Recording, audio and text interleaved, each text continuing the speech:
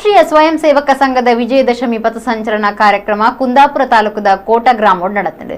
ಕೋಟ 3 ಕೈ ಪ್ರದೇಶದ ಹಿರಿಯ ಮಹಾಲಿಂಗೇಶ್ವರ ದೇವಸ್ಥಾನ ಮುಟ್ಟ ಪಥಸಂಚಲನ ನಡೆಪಾಯರು.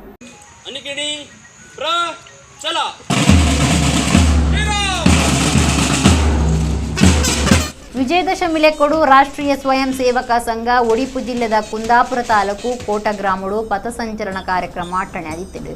ವಿಧಾನ ಪರಿಷತ್ ಎದುರು ಪಕ್ಷದ ನಾಯಕರು ಕೋಟ ಶ್ರೀನಿವಾಸ ಪೂಜಾರಿ ಪಥಸಂಚಲನಡು ಪಾಲ್ಗೊಂಡಿರು.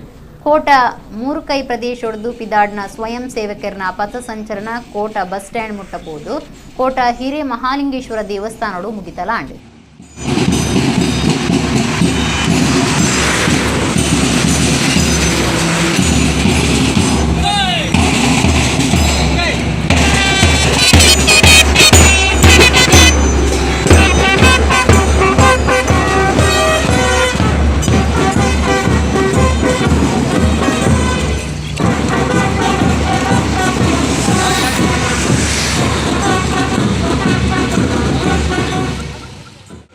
ವಾರ್ಷಿಕ ಪಥಸಂಚಲನ ನಡೆಯುತ್ತೆ.